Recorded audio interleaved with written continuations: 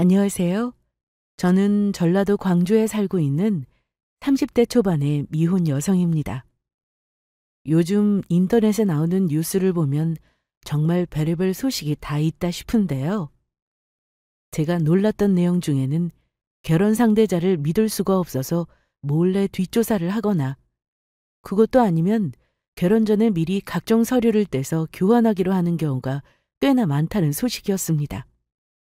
혼인관계 증명서에 범죄사실 조회 서류 같은 것들을 모두 포함해서요. 그 뉴스를 처음 접했을 때 제가 생각이 납니다. 어쩌다 세상이 결혼하려는 상대방까지 믿지 못할 정도로 각박하게 되었나 하고 놀랐었죠. 그런데 저는 한치 앞도 모르고 있었습니다. 그 뉴스 헤드라인에 나올 법한 결혼 사기극의 피해자가 바로 제가 될 거라고는 상상도 못했던 거죠. 지금은 그 사람 같지도 않는 놈과 파혼을 하고 그에 상당하는 복수까지 하기는 했지만 씁쓸한 생각이 드는 건 저도 어쩔 수가 없더라고요. 처음부터 만나지 않았더라면 얼마나 좋았을까 하는 생각이요. 하지만 이미 일은 벌어졌고 저는 더 이상 후회하지 않기로 마음을 먹었죠. 제가 겪었던 그 기막힌 사연, 여러분께도 들려드려 볼까 합니다. 남자친구와 저는 2년 전 등산 동호회에서 처음 만나게 되었습니다. 취미와 운동은 장비빨이라는 말도 있잖아요. 사실 몇 년 전에 한창 등산 붐이 불었을 때 저는 등산에 필요한 모든 대부분의 장비를 풀세팅으로 구입해 갖춰놓고 있었습니다. 등산 장비만 보면 거의 전문 산악인이라고 해도 과언이 아니었죠. 하지만 장비를 사고 나자 마침 거짓말처럼 제가 바빠지게 되었고, 그 뒤로는 다른 취미에 또 흥미를 붙이는 바람에 등산에 소홀해지기 시작했습니다. 그때 샀던 장비들도 자연스럽게 창고에 처박혀서 먼지만 쌓이고 있게 되었고요. 그러다가 문득 저는 TV 예능 속에서 일요일 아침마다 등산을 하며 하루를 시작하는 연예인의 모습이 나오고 있는 것을 보았습니다. 제가 좋아하는 연예인이기도 하고 제 또래의 여자 연예인이기도 해서 바로 시선이 집중되더라고요. 그리고 등산이 참 좋아 보인다는 생각이 다시금 들기 시작했습니다. 그날이 바로 창고에 갇혀만 있던 등산 장비를 모조리 밖으로 꺼낸 날이었죠. 그 뒤로 두어 번쯤 혼자서 등산을 했던 것 같습니다. 하지만 초보자 혼자 하는 등산이 지겹기도 했고 금세 또 흥미를 잃어 관두게 될 것만 같은 느낌이 들더라고요. 그래서 생각해낸 방법이 등산 동호회에 드는 것이었습니다. 야, 무슨 등산 동호회야? 이거 불륜의 온상 그거 아니야? 안 그래도 나도 그 소문 듣긴 했지. 같이 하고 있으면 나도 불륜녀로 보일까봐 무서워서 미혼만 가입한다는 동호회로 찾았어. 그런 조건도 있어? 하긴 이미지라는 게 진짜 무섭기는 하지. 야, 조심해. 너도 불륜남이 미혼인 척하고 나올 수도 있잖아. 에? 설마 그렇게까지 노력한다고? 요즘은 별의별 일이 다 있는 거 모르냐? 아무튼 조심하라고. 제가 친한 친구에게 등산 동호회에 가입해서 그 주 주말부터 나갈 예정이라는 소식을 전했습니다. 그런데 제 이야기를 듣자마자 친구가 배꼽을 잡고 웃더라고요. 귀혼도 아닌데 불륜하러 나가냐고 하면서요. 저도 등산 동호회의 이미지를 잘 알고 있었기 때문에 이런 반응을 보일 것 같아서 다른 사람들에게는 비밀로 했었죠. 아무튼 친구의 신신당부와 함께 저는 설레는 마음과 과한 장비를 들고 첫 번째 모임에 나갔습니다. 그리고 저는 그때까지도 모르고 있었죠. 친구와 제가 나누었던 이 대화가 바로 나중에 일어날 제 운명의 복선이 될 거라는 사실을 말입니다. 자, 여기는 오늘부터 새로 합류하시게 된 유승환 님이세요. 다들 박수로 환영해 주세요. 안녕하세요. 유승아입니다. 처음이라서 조금 어색한데 잘 부탁드리겠습니다. 즐거운 활동 됐으면 합니다. 어서 오세요. 아유, 반갑습니다. 사실 저는 체력 문제로 따라가지 못할까봐 제일 큰 걱정을 했었거든요. 비슷한 속도로 산을 올라야 할 텐데 따라가지 못해서 민폐를 끼칠까 봐요. 그런데 막상 모임에 도착하고 나서 저는 그게 문제가 아니라는 걸 깨달았습니다. 저도 몰랐지만 의외로 제가 체력이 괜찮은 편이더라고요. 아마 한동안 또 마라톤을 오래 했어서 기초 체력이 있었던 모양이었어요. 체력이 아니라 저를 당황하게 했던 건 이 동호회 회원들의 성비였습니다. 그래도 어느 정도 균형이 맞춰져 있을 거라고 생각했던 제 예상과는 다르게 동호회는 극단적인 남초 모임이었거든요. 저를 향하는 남자들의 시선을 받고 있자니 정말 부담스럽고 당황스럽더라고요. 그런 저를 이해한다는 듯 몇 명 되지 않은 여자 회원분들이 웃으며 저를 쳐다보고 있었고요. 그나마 있는 여자분들도 남자친구를 따라서 모임에 나온 게 대다수였고요. 저는 취미를 같이 할 동성 친구를 사귀고 싶은 마음이 컸기에 조금 실망스러운 마음을 감출 수가 없었습니다. 어쨌거나 그런 내색은 하지 못한 채 그날의 등산은 마무리되었습니다.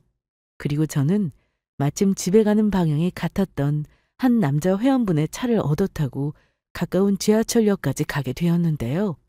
저 말고도 차에는 두 분이 더 계셨는데 차례로 버스 정류장에 내리고 제가 마지막 순번이었죠. 오늘 어떠셨어요? 재미있었어요. 그런데 여자 회원분들은 많이 없으신 것 같더라고요. 아, 조금 당황스러우셨죠? 원래는 여자 회원분들이 꽤 계시기는 했는데 이상하게 모임만 나오면 연애를 시작하셔서 다들 바빠서 못 나오시더라고요. 그래요? 아무래도 주말 모임이라서 그런가 보네요. 그렇죠. 주말에 데이트하기도 바쁜데 모임 나올 시간이 어디 있겠어요. 연애 못하고 있는 제 친구들도 데려와야겠네요. 모임만 나오면 연애 시작할 수 있다고. 저도 그런 기대를 품었었는데 전 안 생기더라고요. 그리고 등산 동호회에 나온 지 2달째라며 본인도 초보라고 했던 이 남자 회원분은 미래의 제 남자친구가 되었습니다. 의도한 건 아니었지만 주말 모임마다 계속 차를 얻어 타며 단둘이서 이야기할 시간이 많다 보니 저절로 그렇게 되더라고요.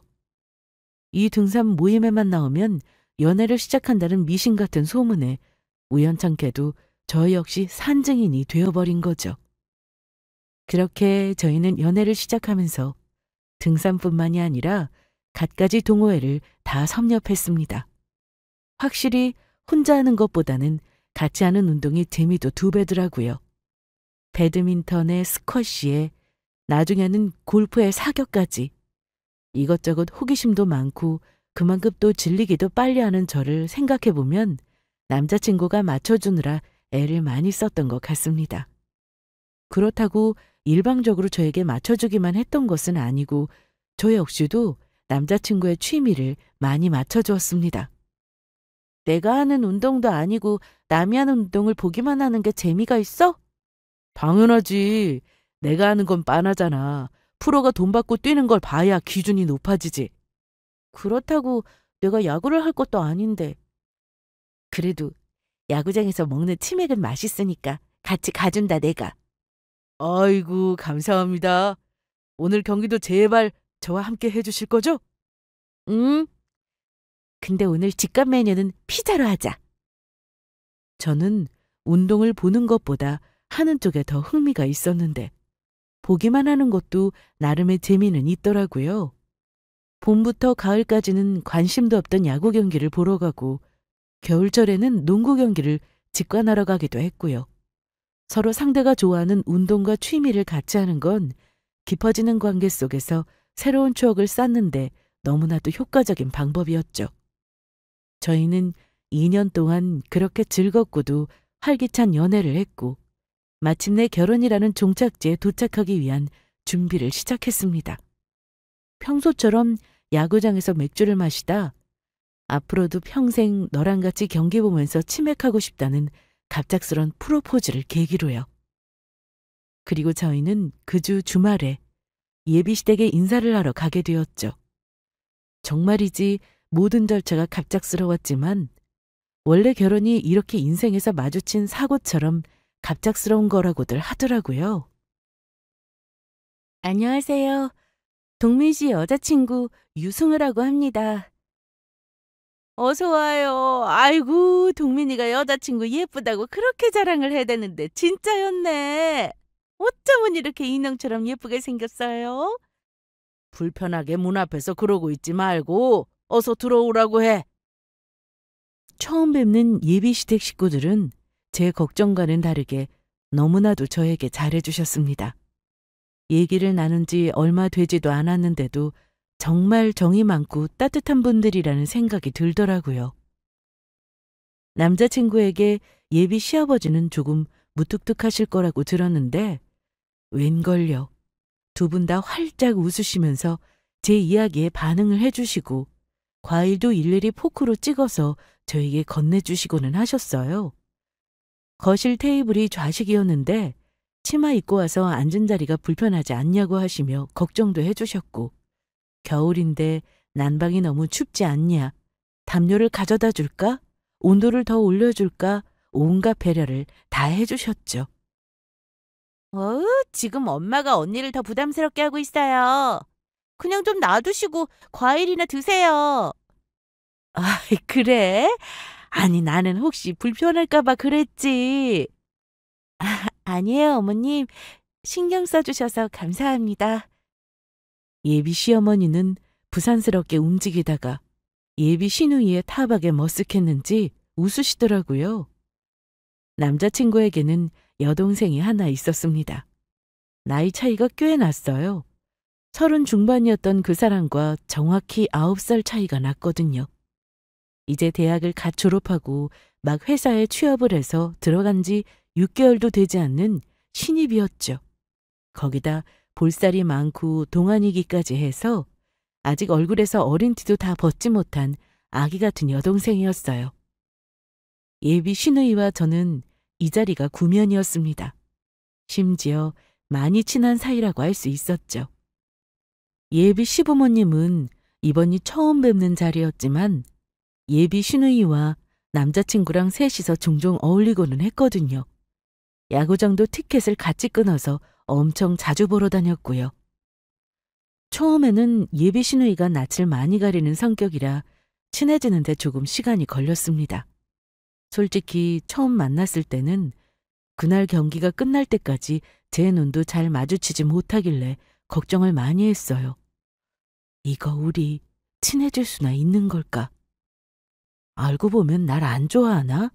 싶은 생각에서였죠. 남자친구를 좋아하는 만큼 저는 그 사람의 여동생과도 좋은 사이로 지내고 싶었거든요. 제가 제 여동생과 엄청 친하게 지내서 별로 어렵지 않을 거라고 생각했었고요. 제 예상보다 시간도 더 오래 걸렸고 쉽지는 않았지만 그래도 결국 저희는 친해질 수 있었습니다.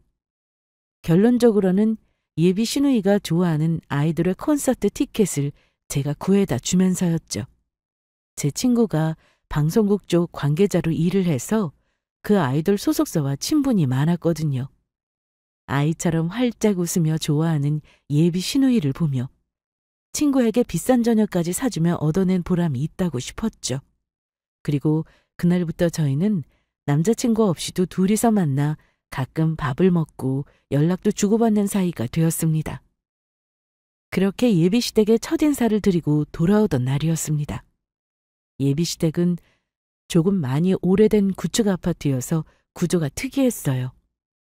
지하 주차장에 자리가 별로 없어서 아파트 야외에 주차를 해야 했는데 거리가 많이 멀었죠. 남자친구가 주차장에서 차를 가지고 오겠다며 저는 아파트 입구에서 기다리라고 하더라고요. 그리고 마중을 나온 예비 시누이가 저와 함께 남자친구의 차가 오기를 기다려주고 있었죠. 효민아, 나 친구한테 사인 CD 받아둔 거 있는데 오늘 가져온다는 게 깜빡했네. 그래요? 응, 내가 나중에 연락할게. 다음 주말부터는 웨딩홀 보러 가기로 해서 평일 저녁 중에 퇴근하고 한번 보자. 근데 언니, 있잖아요. 응? 둘만 남게 되자 예비 시누이가 조금 머뭇거리면서 말을 꺼내더라고요. 아까부터 계속 저와 눈이 마주치는 게 뭔가 할 말이 있는 눈치였는데 저는 드디어 말을 하는 건가 싶었죠. 우리 오빠랑 결혼하는 거 완전히 확정인 거예요? 어? 뭐 지동민이 갑자기 이상한 짓만 하지 않으면 아마도 결혼하게 되지 않을까? 아,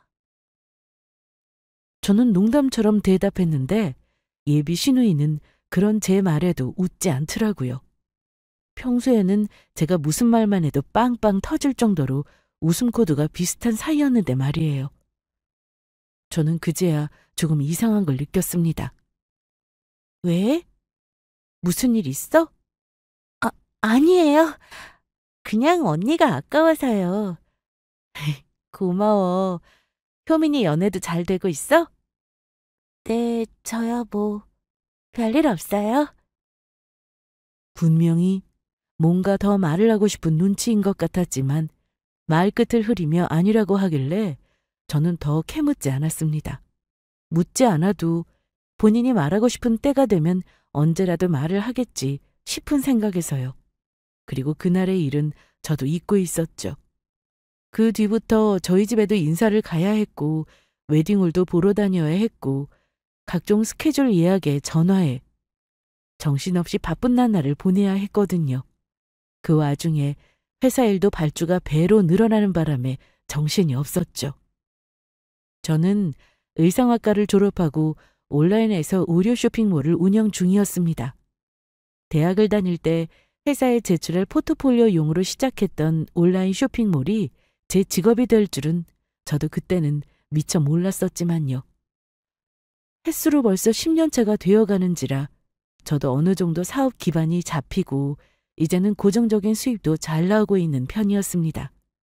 새 시즌 맞이로 봄옷이 나올 때가 제일 바쁜 시기였는데 말하자면 봄옷을 미리 준비하는 겨울이 제일 바쁜 때라고 할 수 있었죠.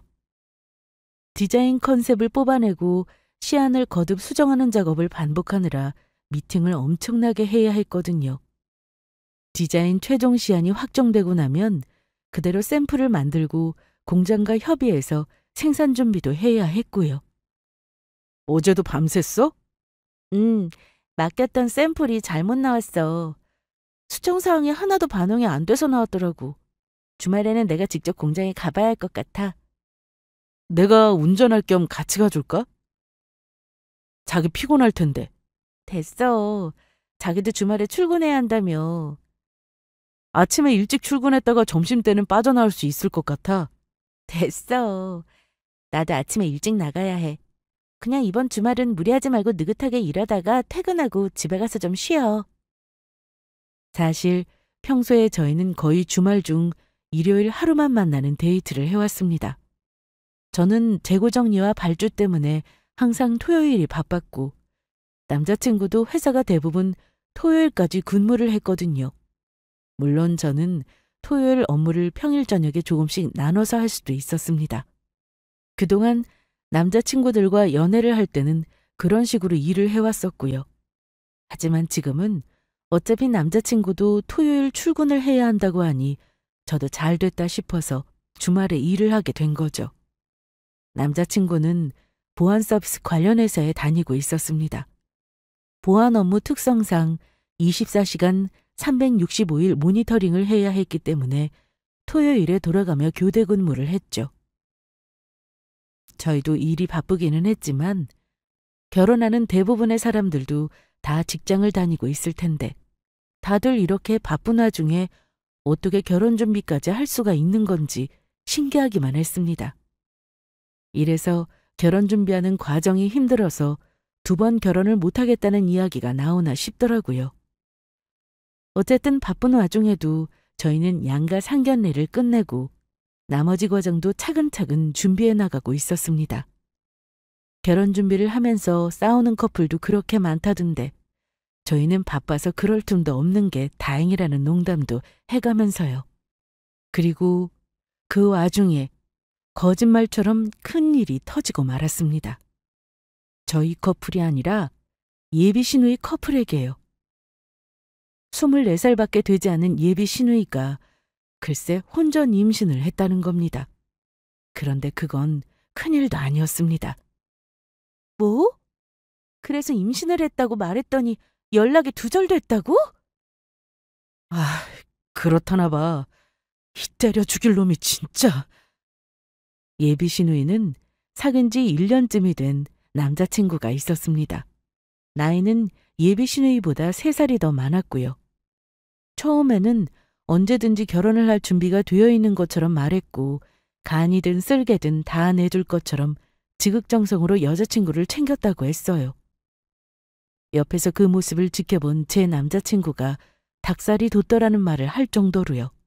그런데 그동안 큰소리쳤던 모습은 어디로 가고 막상 예비 시누이가 혼전에 임신을 하게 되자 엄청 당황을 하면서 기절할 듯이 놀랐다고 합니다. 저는 소식을 전해 듣자마자 바로 집 근처 공원에서 울고 있던 예비 시누이를 만났습니다. 전화를 했더니 차마 집에도 못 들어가고 그러고 있더라고요. 남자친구는 얘기를 들을수록 열받는다며 차에 가 있겠다고 했고요. 저는 여자 둘이서만 얘기하는 게 낫겠다 싶어서 그러라고 했죠. 지금 당장 결혼을 어떻게 하냐고. 너랑 내 나이를 생각해보라고. 우리 나이에 결혼하는 사람이 어디 있냐고 하더라고요. 애도 당연히 못 낳는다고. 어머, 미친놈. 그럼 책임도 못 질 짓은 대체 왜 했대? 그러더니 나중에는 자기 자식이 맞냐고 하더라고요.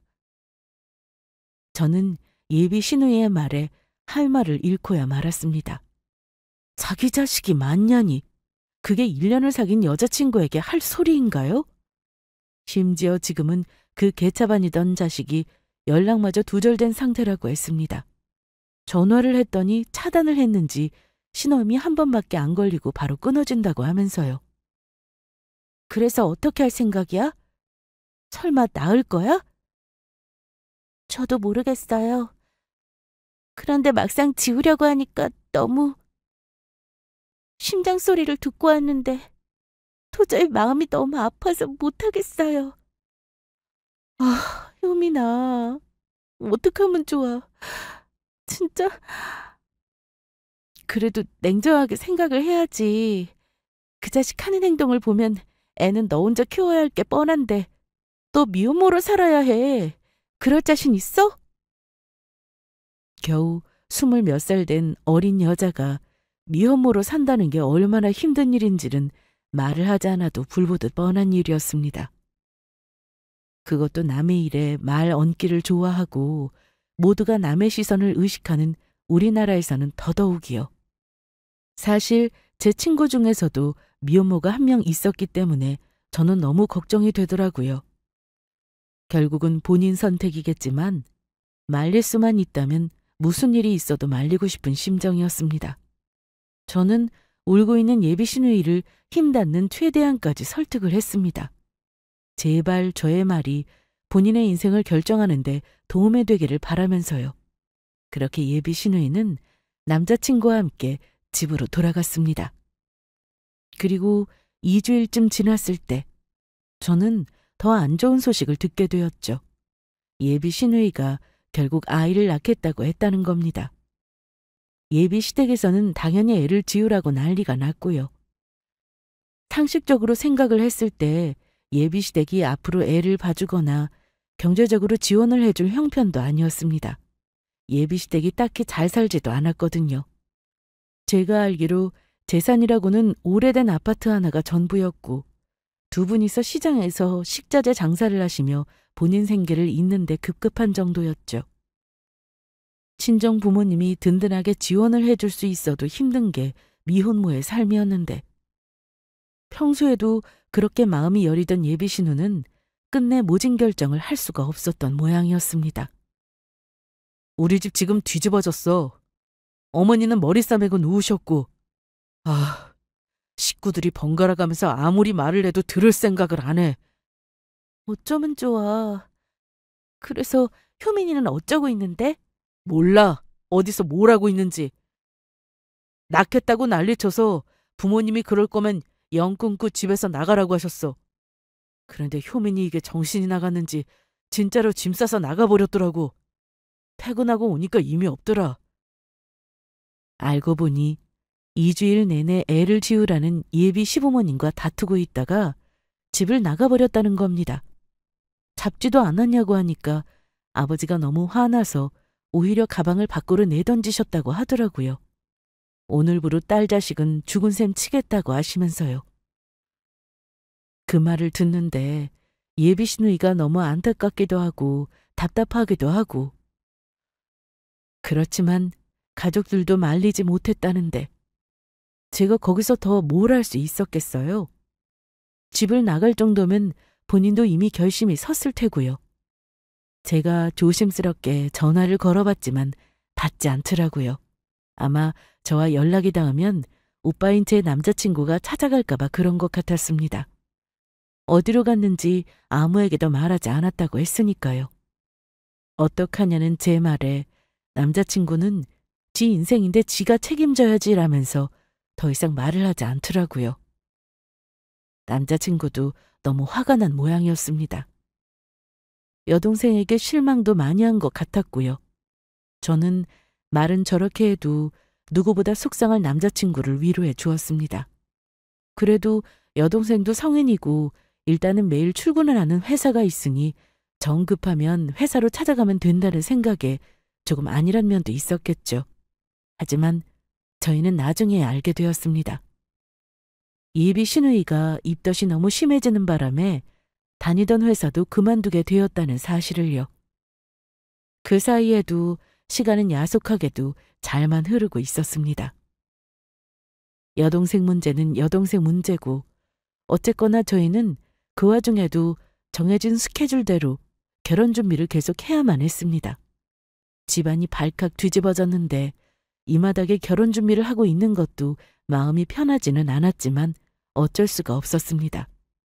웨딩 스냅이며 드레스 가봉이며 모든 예약을 전부 촉박하게 잡아둔 상태라 스케줄을 또 미루면 결혼식 날짜까지 뒤로 미뤄야 할 판이었거든요. 어쨌거나 그러다 보니 저희는 대부분의 일정을 끝내고 이제 정말 결혼식만을 앞두고 있게 되었습니다. 결혼 한 달 전이었죠. 하루는 제가 은근슬쩍 남자친구에게 또 예비 시누이에게 연락이 온 게 없냐고 물었습니다. 그동안 그 이야기만 꺼내면 남자친구가 너무 우울해하는 바람에 말을 꺼내기도 힘들었거든요. 남자친구의 반응은 여전했습니다. 연락이 안 된다고요. 어디 사는지도 모르겠다고 했죠. 예비 시어머니는 그래도 통화를 몇 번 하신 것 같았는데 예비 시아버지가 하도 펄펄 뛰시는 바람에 딸을 찾아가지도 만나지도 못했다고 하더라고요. 저번에 예비 시댁에 찾아갔을 때 아마 예비 시누이가 우리 결혼식에 못 올 거라는 말씀까지 하셨죠. 본인이 오고 싶어도 부모님 서슬에 못 오는 거겠지만요. 그래도 벌써 시간이 몇 달이나 흐른 상태였습니다. 이제 배도 제법 불러왔을 테고요. 입덧이 심해서 회사도 관뒀다는데 저는 예비 시누이가 어떻게 지내는지 걱정도 되고 궁금했습니다. 제가 몇 번이나 연속해서 전화를 걸고 계속 걱정된다는 문자를 보낸 끝에야 저희는 간신히 연락이 닿을 수 있었죠. 저는 예비 시누이가 알려준 주소로 남자친구 몰래 찾아갔습니다. 남자친구에게는 말하지 말아달라고 예비 시누이가 신신당부를 했거든요. 언니, 혐이나, 너 괜찮아? 얼굴이 왜 이렇게 안 좋아졌어? 너 아직도 입덧하는 거야? 네, 입덧이 좀 오래 가서 그래요. 그래도 이제 많이 나아졌어요. 괜찮아요. 괜찮기는 뭐가 괜찮다는 건지. 저는 예비 시누이가 나와서 사는 자취방에 도착하자마자 말문이 턱 막혔습니다. 사는 게 어찌나 딱하던지. 통통했던 볼살은 온데간데 없이 빠져서 거의 광대뼈가 도드라질 정도더라고요. 자취방은 또 얼마나 좁고 낡았던지 바닥에 제대로 앉을 자리도 없을 정도였어요. 천장에 빈 곰팡이를 보고 있는데 한숨이 절로 나왔습니다. 저는 일단 오는 길에 급한 대로 사왔던 음료를 넣어주려 바로 옆에 있던 냉장고 문을 열었죠. 그런데 뭘 먹고 사는지, 아니 그동안 먹고 살기는 한 건지 냉장고가 텅텅 비어 있더라고요. 냉장고 안에 굴러다니는 건 거의 바닥을 보이는 빈 생수병과 일회용 고추장이 전부였습니다. 고마워요, 언니. 마침 사과가 너무 먹고 싶더라고요. 원래는 사과 좋아하지도 않았었는데. 사과가 먹고 싶으면 말을 하지. 언니가 사올게. 있어봐. 아니에요, 괜찮아요, 언니. 아니야, 있어봐. 우리 먹을 것도 없잖아. 내가 금방 다녀올게. 제가 사온 사과 주스를 보면서 마침 사과가 먹고 싶었다고 눈물을 글썽이는데 제가 어떻게 그 자리에 가만히 앉아 있을 수가 있었겠습니까? 저는 만류하는 예비 신우이를 뿌리치고 얼른 밖으로 뛰쳐나갔습니다. 진짜 마음이 안 좋더라고요. 오는 길에 있던 마트에서 과일을 종류별로 쓸어 담았죠. 그리고 간단한 절임 반찬이랑 식재료, 양념 같은 것들도 같이 담았고요. 얘기를 들어보니 예비 신우이는 직장을 관둔 뒤로 아직 새로 일을 구하지를 못해서 계속 돈에 쪼들리고 있던 모양이었습니다. 입덧이 끝나지 않아서 그런 것도 있었겠지만요. 예비 신우이를 만나고 집으로 돌아왔던 그날, 저는 예비 신우이의 계좌번호를 물어 1,000만 원을 송금했습니다. 깜짝 놀란 예비 신우이가 바로 전화를 했더라고요. 이게 무슨 돈이냐고 물으면서요. 그걸로 맛있는 거 사 먹고 병원비 부족하면 쓰고 생활비 필요하면 보탰어. 그리고 미혼모 지원금 같은 것도 좀 알아보고. 이렇게 큰 돈을. 아니에요, 언니. 제가 이걸 어떻게 받아요? 너 나한테는 여동생이나 마찬가지야. 이제 결혼하면 우리도 한 식구고 가족이 주는 돈이라고 생각하고 그냥 받아. 그게 나도 마음이 편해.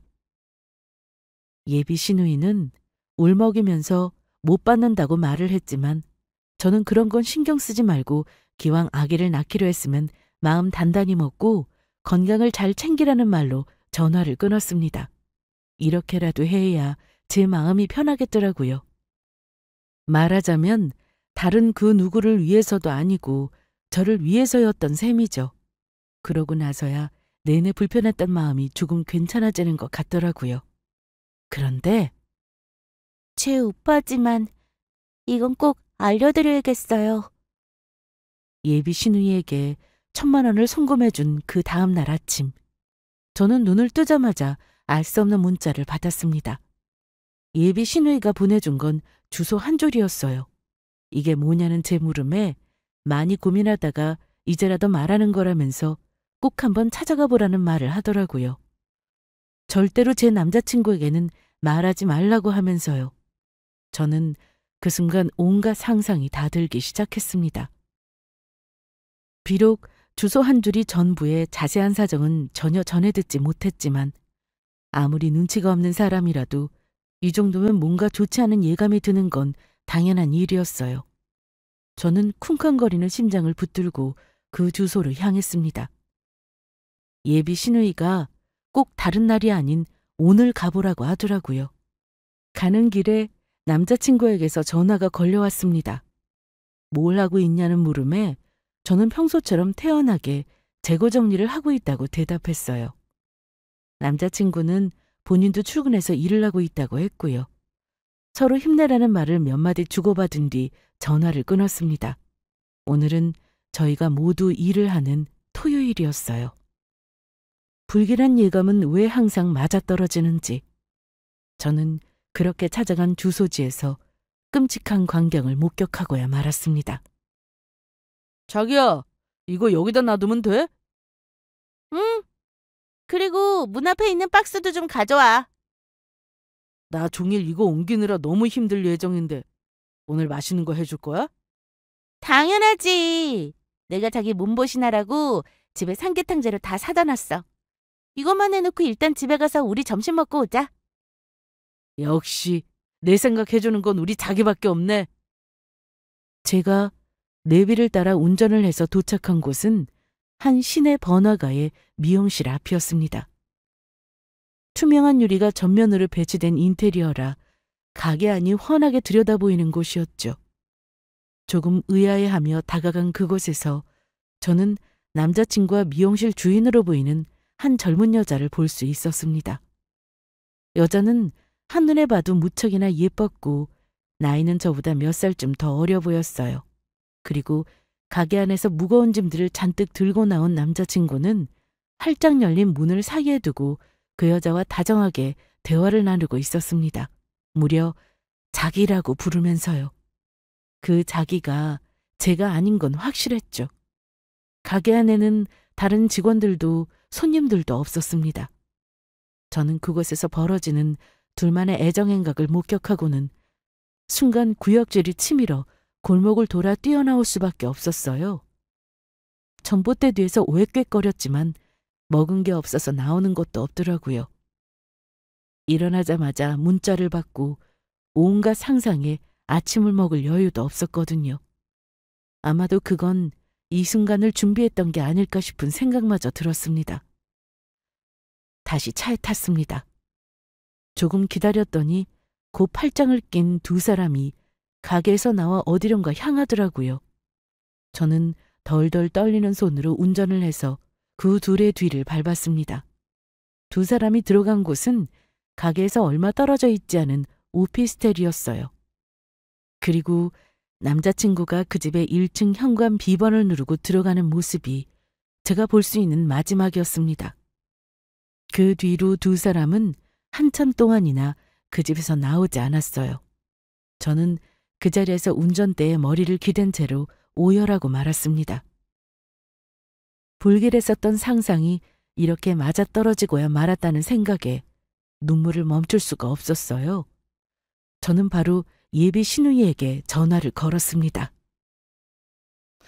이게 어떻게 된 거야? 내가 본 게 도대체 뭐야? 언니, 너무 미안해요. 언니한테 진작에 말을 했어야 하는 건데 부모님이 저러다 말 거라고 하도 말리는 바람에 망설이다 보니 시간이 너무 지나버렸더라고요. 전화기 너머로 예비 신우이가 들려준 이야기는 저의 끔찍했던 상상의 완전체였습니다. 눈앞에서 제가 목격했던 사실처럼 제 남자친구는 다른 여자와 바람을 피우고 있었어요. 심지어 그 여자와 방까지 얻어서 딴살림을 차리고 있었죠. 심지어 바람을 피운 게 저와 만난 직후의 일이라고 하더라고요. 제가 한참 설레는 연애를 시작했다고 생각했던 바로 그 100일도 되기 전이에요. 예비시댁 식구들 모두가 그 인간에게 다른 여자가 있다는 걸 알게 된 건 8개월쯤 전의 일이라고 했습니다. 우연하게도 남자친구의 자취방을 찾아갔다가 거기서 그 여자와 함께 있는 모습을 예비 시어머니와 예비 시누이가 목격하게 되었다고 하더라고요. 모두가 저와 사귀고 있는 걸 알고 있는 상황이었고 심지어 결혼까지 염두에 두고 있다는 걸 알고 있었기에 식구들 모두가 이 상황에 황당하기가 그지없었다고 합니다. 특히 예비 시누이는 제정신이냐고까지 물었고요. 그런데 그 인간은 조금의 거리낌도 없이 오히려 당당하게 대답했다고 하더라고요. 둘 다 좋은 걸 어떡하냐고. 결혼 전에 조금 즐기는 게 뭐가 문제냐고 하면서요. 어차피 승아는 아무것도 모르고 있으니 우리 식구들만 입 다물면 아무 문제 없다고 괜히 일 키우지 말라고 했다더라고요. 엄마, 진짜 오빠 저렇게 놔둘 거야? 저거 제정신 아니야. 누가 아니라니. 그래도 일단 너는 잠자코 있어라. 지금 뜯어말린다고 말 들을 단계가 아닌 것 같다. 아휴. 그게 말이 돼? 승아 언니가 오빠한테 얼마나 그동안 잘했는데. 연애만 하다 끝날 거면 또 몰라. 결혼한다잖아. 계속 바람 피울 거면 언니한테 얘기해줘야지. 글쎄 가만히 있어. 저 여자랑 결혼할 생각이었으면 진작에 데려왔겠지. 동민이도 승아랑 결혼한다고 했으니까 곧 정리할 거야. 승아한테는 절대 티도 내지 말고 너는 그냥 모르는 척해. 어차피 결혼은 저랑 할 생각이었다고 하더라고요. 대충 또래에 비해 돈도 엄청 잘 벌고 조건도 괜찮아 보였던 저와는 달리 그 여자는 결혼하기에는 조건이 너무 나빴다고 하면서요.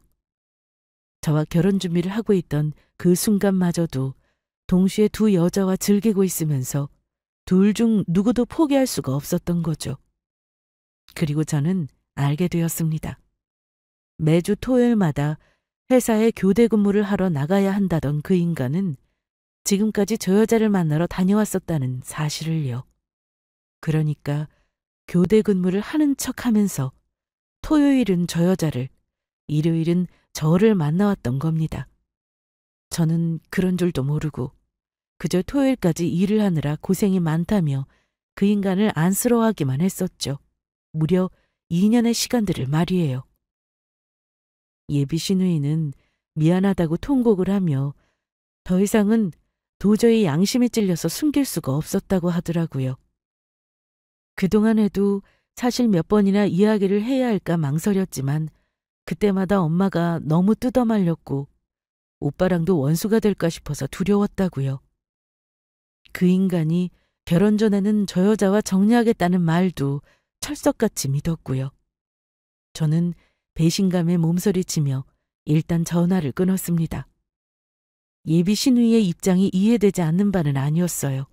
하지만 결혼 한 달을 앞두고 알게 된 이 끔찍한 사실에 저는 거의 제정신일 수가 없었죠. 더 기가 막힌 장면은 바로 그 다음이었습니다. 정리하려고 했어. 진짜 그러려고 했다고. 그게 지금 나한테 할 소리야? 승아야, 너도 솔직히 알잖아. 남자들 누구나 한 번쯤은 다른 여자랑도 만나보고 싶은 충동이 들 때가 있어. 미안하다니까. 좀 용서해 주라. 충동 같은 소리 하네. 그리고 용서? 이게 미안하다는 말 한마디면 용서가 될 일이라고 생각해? 내가 잘했다는 건 아니지만 결혼하고 나서 바람 피운 것도 아니고 우리 둘 다 서류는 깨끗한 상태잖아. 이걸로 이렇게까지 할 일은 아닌 것 같다. 그러니까 저 인간은 결혼 전에 즐긴 거라서 문제될 건 아무것도 없다는 헛소리를 하더라고요. 그저 도의적으로 저에게 조금 미안할 뿐이라고 하면서요. 뚫린 입이라고 정말 말은 잘하더라고요. 저는 저 주둥이에서 나오는 말을 더 이상 듣고 있을 가치도 없다는 생각이 들었습니다. 제 시간이 다 아깝더라고요. 됐다. 금수말도 못한 너랑 무슨 말을 하겠니? 난 널 용서할 생각이 없고 우리는 파혼이고 네 앞으로 소장 받을 준비나 하고 있어. 뭐? 소장? 무슨 소장? 무슨 소장이겠어? 정신적 피해 보상에 따른 위자료 청구 소송이지. 그리고 결혼 준비에 들어간 돈도 토해내. 지금까지 들어간 돈이랑 앞으로 들어갈 취소 위약금까지 전부 다. 야, 너 진짜 미친 거 아니야? 이렇게까지 해야 돼? 그럼 지금까지 내가 너한테 썼던 데이트비는 그것도 다 계산해야겠네, 어? 적반하장도 유분수라더니 지금까지 저한테 쓴 데이트 비용 운운하면서 자기도 소송을 걸겠다고 개거품을 물더라고요. 누가 들으면 대단한 선물이라도 받으며 데이트한 줄 알겠더라고요. 1주년 기념 선물로도 10만 원짜리 향수 하나로 때웠던 주제에 말이에요. 저는 제발 그것까지 전부 계산해서 소송해달라고 말했습니다. 그리고 소송은 바로 시작되었어요. 저 인간의 바람과 다르게 저희는 약혼 해제에 따른 손해배상 청구로 들어갔죠. 실제로는 약혼식을 한 적이 없어도 법적으로는 결혼 준비를 했다는 사실만 입증이 되면 약혼 상태로 인정을 하고 있습니다. 당연히 제가 지출했던 비용은 물론이고 약혼 해제로 인한 정신적 고통에 따른 피해 보상금을 모두 받아낼 수 있었습니다. 위자료 3천, 그리고 결혼 준비와 최소 위약금에 따른 모든 일체의 비용까지 전부 그 인간이 부담하게 됐죠. 아, 제 변호사 비용도 포함해서요. 그리고 소송 과정에서 저 인간과 상간녀가 예비 신부를 두고 바람을 피웠다는 사실은 모두 공개가 되었습니다. 서류가 각자 상대방의 집과 직장에 성달이 되었거든요. 그걸로 제 분이 풀리는 건 아니었지만 조금이나마 미안이 되기는 했죠. 소송이 어느 정도 마무리된 뒤에 저는 집 근처의 카페에서 예비 시누이를 다시 만나게 되었습니다. 예비 시누이는 고개도 들지 못한 채 저에게 말했습니다. 언니, 계좌번호 알려주시면 그 돈 돌려드릴게요. 아직 한 푼도 안 썼어요. 제가 받을 염치가 없어서요. 그리고 다시 한번 미안해요, 언니. 미련하게도 제가 준 돈을 한 푼도 쓰지 않았다고 하더라고요. 저는 그것마저도 참 그녀답다는 생각을 하며 대신 대답을 했습니다. 됐어. 그 돈은 예비 시누이가 아니라 내 친한 여동생한테 준 거야. 그러니까 받아도 돼. 그리고 내 인생을 구제해준 대가이기도 하고 받을 자격 충분해. 저는 눈물을 터뜨리는 예비 시누이, 아니 효민이를 꼭 끌어안아 주었습니다. 그 인간과는 이런 더러운 결말로 끝이 나게 되었지만 효민이와 저와의 관계까지 그렇게 되어야 할 이유는 전혀 없었으니까요.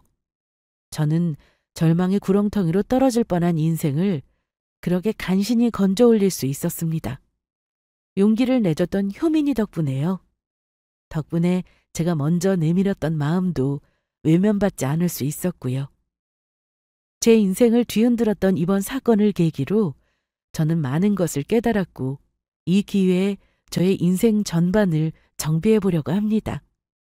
저와 비슷한 일을 겪고 계시는 분들이 있다면 너무 힘들어하지 않으셨으면 좋겠다는 생각을 해봅니다. 나쁜 놈들은 언제나 천벌을 받게 되어 있더라고요. 꼭 법적인 벌이 아니더라도요.